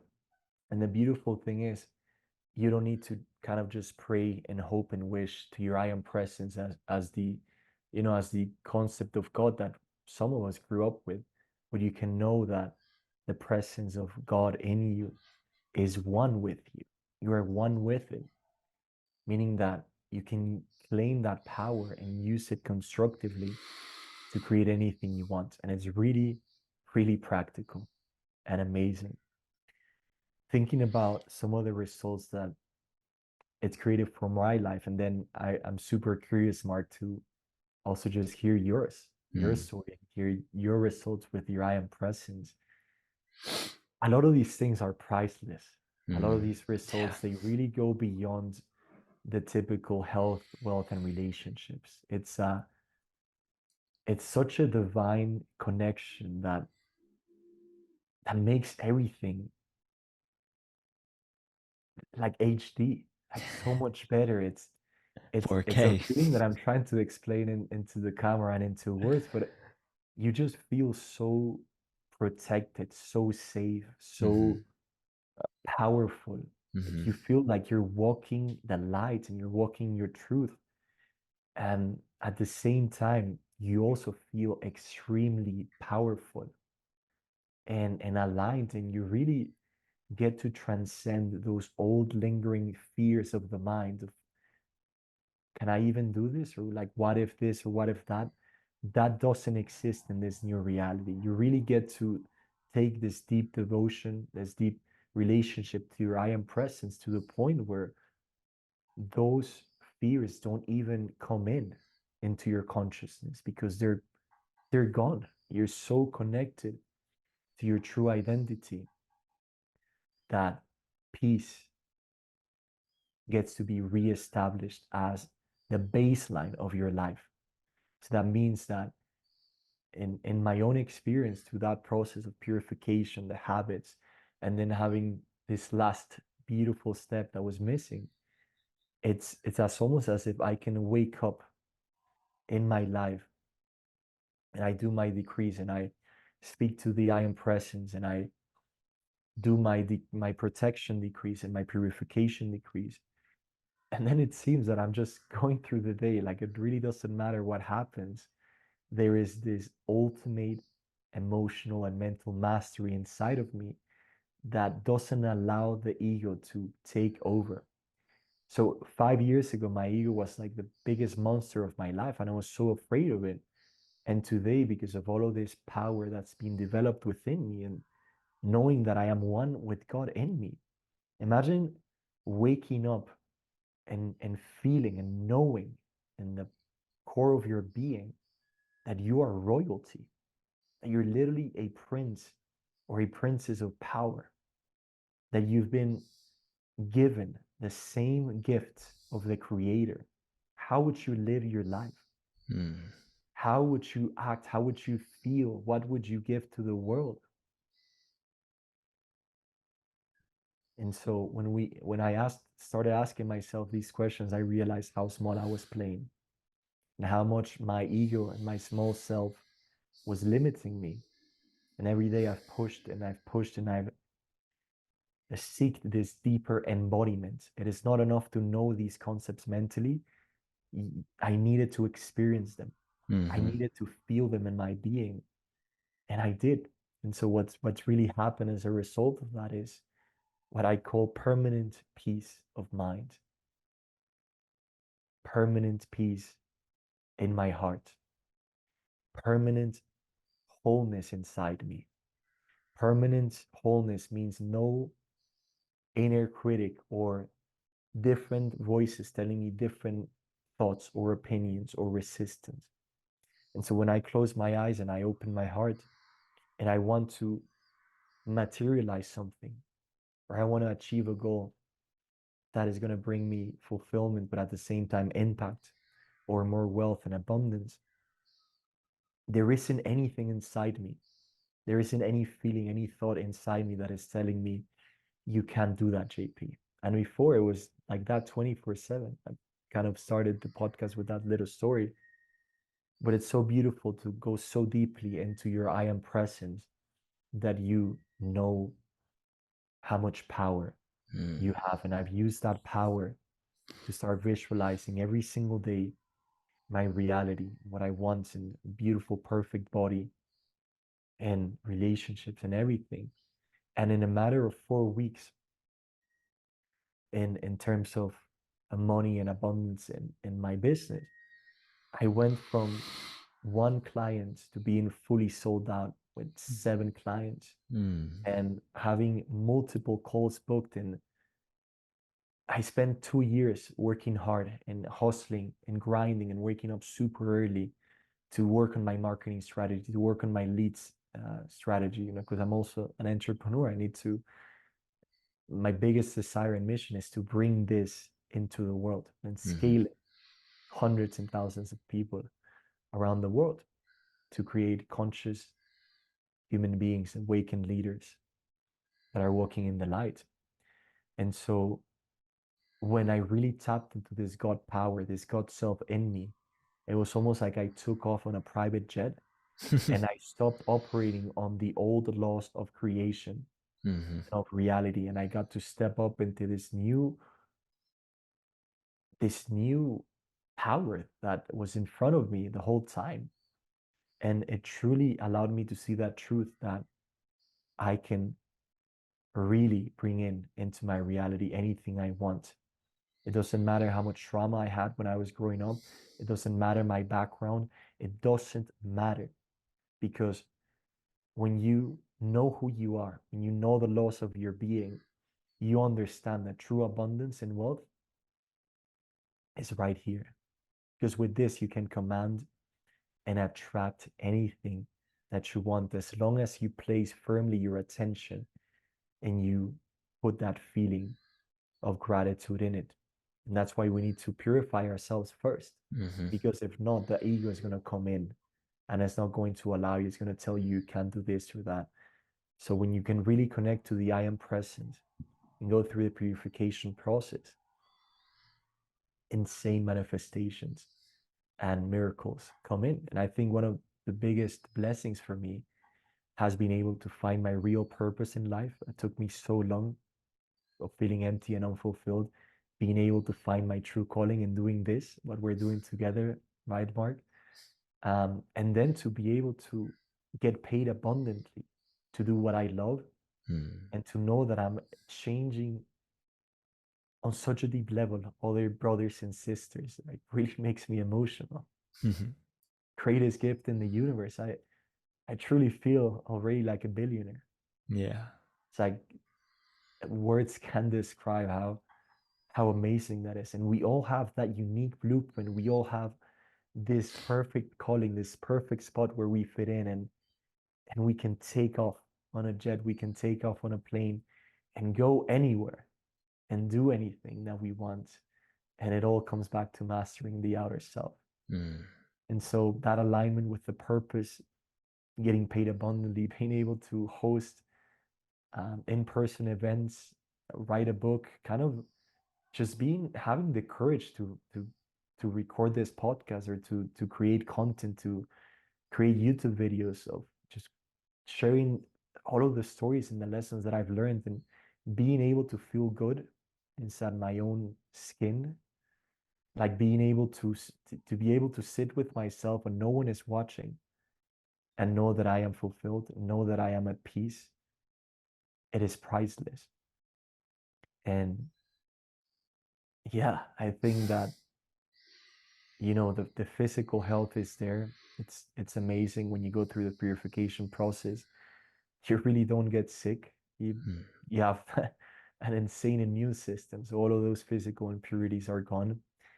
And I think most importantly, what we all want is to see ourselves in the mirror and to love ourselves unconditionally and smile and recognize the greatness of who we are. And I can say with all the joy in my being that I've been able to do that, and I live by that truth. And I want you to use this as an inspiration for you. And that is what happens when you really reconnect with your power, with your true identity. And I know that I'm also just getting started. There's a lot of things that I still don't know. There's a lot of other stuff, but the path is clear. There is insane clarity. And I know that that is what is coming from for everyone who seeks the light and the truth. And so, yeah, that's a little quick overview of some of the ways that my life has changed. Just a blessing to be able to do that. And I would love to give it back to you now, my brother, and hear you out. First, I want to say that was quite the reflection, my brother. I felt the energy of that delivery and what you were putting out, and I resonate a lot with everything that you said. I think in order for the audience to receive some contrast on the things that we're talking about, I want to lay out like kind of how I came across the I am discourses. And so in order for me to do that, I want to let the people know that are tuning into this that I came from a Christian background. I was kind of indoctrinated into a Jehovah's Witness type of religion when I was younger, and so I've always had a jaded perspective on God. And so for those that are tuning into this, you probably already know this about me, but I wanted to lay that out because before I met JP, I was heavy into the Holy Bible. I read the Old Testament, not everything, but I was reading the Old Testament, and my goal was to read the Old Testament all the way to the New Testament. And I didn't reach that goal, but the more that I continued to dive into the Bible, and not just dive into actual teachings for myself, but actually implementing what they talk about. Like they talk about not eating unclean meat, pork, shrimp, all this stuff, celebrating the Sabbath, the seventh day of rest, right? And then you have you have like the 10 commandments and all these things. So I was heavy into that, and that got me to a point in my life, and I'm sure most people can resonate with this, especially if you're coming from a similar background. It got me to a point where every time I was making a mistake, it was like I'm on my knees, like praying for forgiveness. You know what I mean? It's like so every little thing, like, okay, I gotta go on my knees and pray, repent. But that, like, there's nothing wrong with that initially. But where it becomes wrong is when you're constantly like having to repent and always on your knees asking for forgiveness and always staying in that frequency of you're always making a mistake. So when you stay there, it's like now you're limited. And so when I came across JP, I had heard about his amazing testimonials from the people that he'd been serving, and he was hosting a retreat at Mount Shasta, which is the root chakra of the world, funny enough. So I ended up bringing my partner and myself. And to add some context, you guys, this was not a cheap experience whatsoever. For full transparency, I invested about 8,888 for my partner and I to both attend, which is a hefty amount, speaking for myself at that time.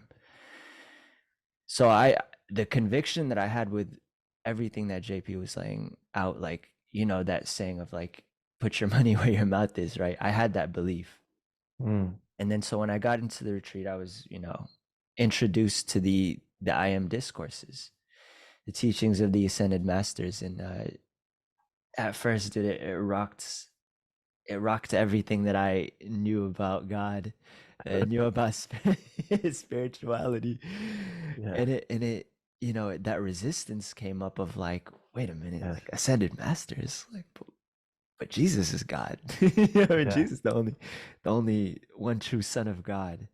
Yes. And so when I heard that there were other ascended masters similar to Jesus, and we also have that same divinity within ourselves, it was almost like there was a lot of resistance, but at the same time, if I leaned into the resistance, I knew that I would somehow be set free Mm. because I was still carrying. See, the thing is about when you read the Bible, we're all viewing things at our lens. Mm-hmm. And so, in order to view things from a holistic perspective, Mm. you have to have these different lenses that you view the Bible from. And so, when I leaned into the teachings that JP had laid out for you guys, I started to look at the Bible in a new lens. Mm. Everything that Jesus was talking about started to make sense. How Mm. there's of course, like, we can even go into like the missing books of the Bible, the Gnostic Gospels, Mm. the missing texts. Those are Mm. all, and I've read into some of them, not all of them. They all, the reason they were took out at that time is because the people were not ready for those teachings at that time. The Gnosticism or Gnostic teachings, Mm-hmm. that refers specifically to our God self, Mm. the I am. And that's what Mm-hmm. Jesus came down here to teach all of us. And so when I came across these teachings, it was almost like the puzzle pieces were finally Mm. um, put into place, and I was starting to connect all of the dots. And I didn't know it at the time, but I was living so much in my freaking head. Mm. So much in my head. I told you, JP, that I couldn't sleep. Like, before I'd go to bed, like, I'd be overthinking like a madman about the things that I didn't do, the things that I need to do, yada yada yada. Waking up was the Yes. same process. Couldn't Yes. even get up out of bed without first, just running the treadmill in my mind. And that's, guys, like, I want to shed some light on this. That's not a healthy Mm. way of living. That's not how we're meant to live. And you might be listening to this right now and you're like, oh, that's me. And you've kind of Mm. normalized that. But if you really think about that, that's a lot of torment that you're Mm-hmm. putting yourself through. Mm. And so when I started applying these things, started developing my relationship with my I am, started Mm. consciously using my free will to surrender to the I Mm. am. So many miracles came into my life. To name a Mm. few, just a deeper relationship to who I truly am. So that manifests in the form of confidence, Mm. being able to express creatively on multiple different Mm. varieties, because I'm a very creative person. Mm. Bringing in clients into my business, obviously that comes with more money, more abundance, more wealth, more opportunities. Um, and it's so weird because before that retreat, bro, like, I knew that there was something missing, and Mm.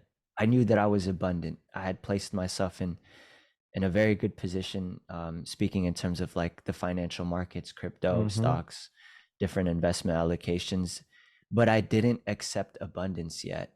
Mm.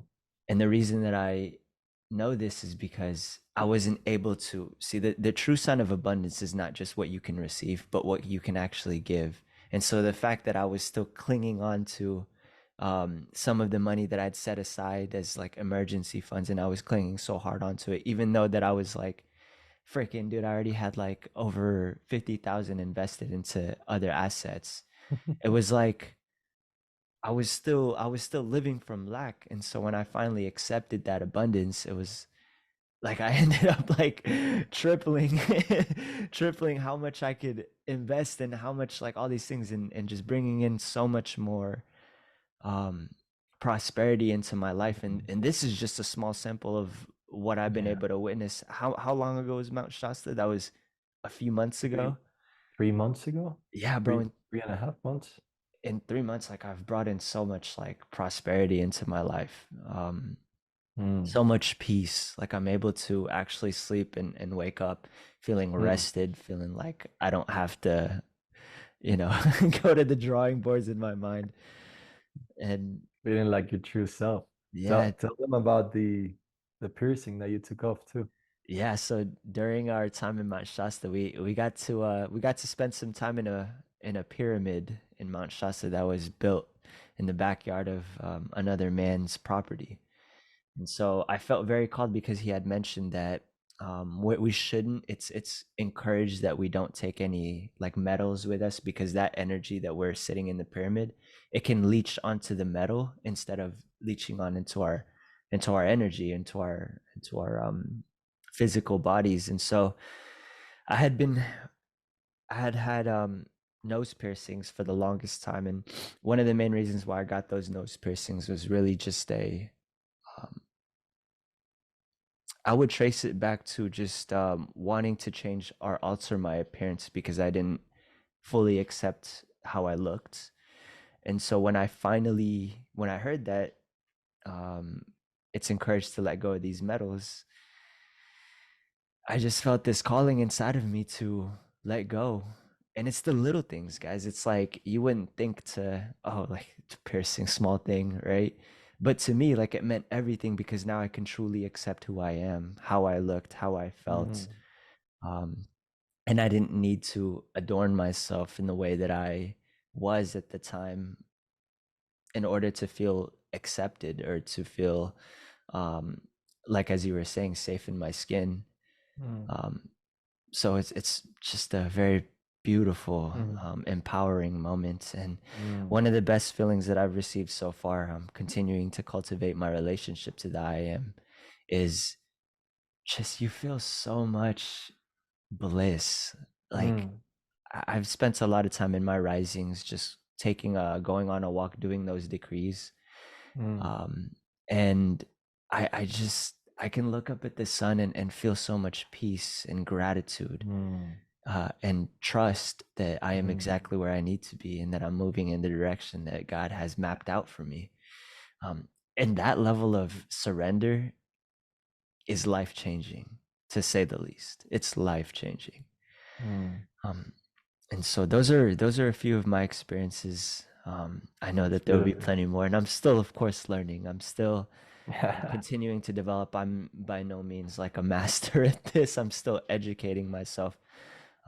And one of the best ways that I feel like JP and I can truly serve you guys, JP mentioned we're going to leave some free resources that JP has done in the show notes, in the description. I'm Yeah, also going to link an Amazon link to the first book of the I Am Discourses for you guys to actually that's dive amazing. into, because these are the basic teachings that were pretty much like the foundation of what we're doing, like in anything. It Yeah, doesn't matter what you're doing. yeah, If you're an entrepreneur, if you're a podcast host, if you're a musician, this can be a yeah. foundation for how you serve, because at the core of it, it's that impact, that service to humanity is what's driving us. And so if you have a strong foundation Mm. of what you're building your practices on top of, get ready. Limitless. Limitless. Yeah, that's the most important skill that we can learn Yeah. is literally this. Um, I just want to add that there's a lot of distractions in the external world, social media. Hmm. It's all a game to see what gets our attention. Hmm. And the problem with that is when your attention is only fixed on the outer world, on the appearance, you've lost the game. Mm. You've lost the game because everything is trying to take you out of your being, out of your inner world, out of your reality, of your true nature.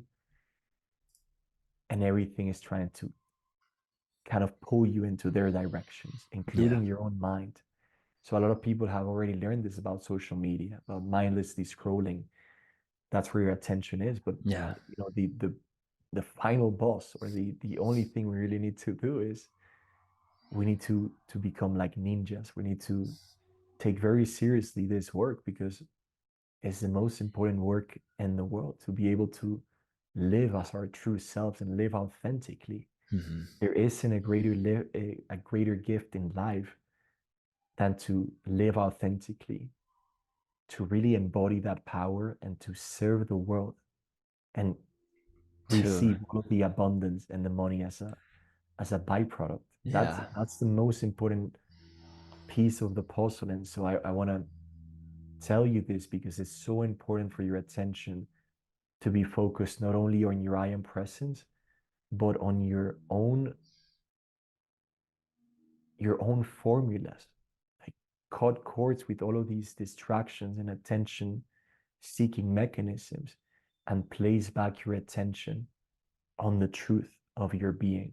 Because when you close your eyes, when you connect to your I am presence and you see the picture in your mind and you start to feel it and understand that by feeling it, that is the energy of God in you, flowing through you.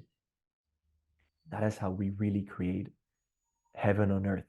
It doesn't come by trying to change or fix or force the external reality, right? We don't change it by doing, we change it by being. So let's stop this addiction or this deep programming of the mind that we need to achieve everything by doing. Doesn't There's nothing wrong by taking aligned action, of course. We need to still work and we need to do actions, but that isn't the most important step. The most important step is creating order inside of you by accepting your reality and the I am presence, the true self of your being. Beautiful. I think that's a perfect way to wrap up this episode. I'm gonna go Such an ahead. honor to be here.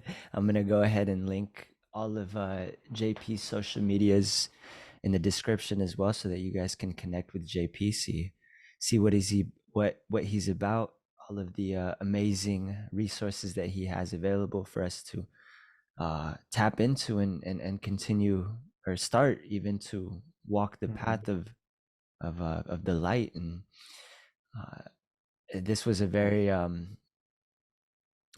important podcast for me, because I've learned from JP. I've um, experienced the transformation from him, from his work firsthand, and it's helped my life personally. It's impacted me in the way that I serve others, and in the opportunities that are brought into my life. And so I want to say thank you, JP. Thank you for your time and energy. Thank you for your beloved I am, for allowing this container to be cultivated. And I'm excited for the people that are tuning into this to be introduced to these potent topics. And this conversation is one that's, again, like nothing short of life changing if applied in the correct manner and taken seriously enough. I appreciate all of those that are tuning into this. JP and I send you guys nothing but love and blessings. Pray that you all have a blessed rest of your day. See you guys in the next episode. Peace and love. Yes, all the love. Thank you for having me. And remember that you're the master, always.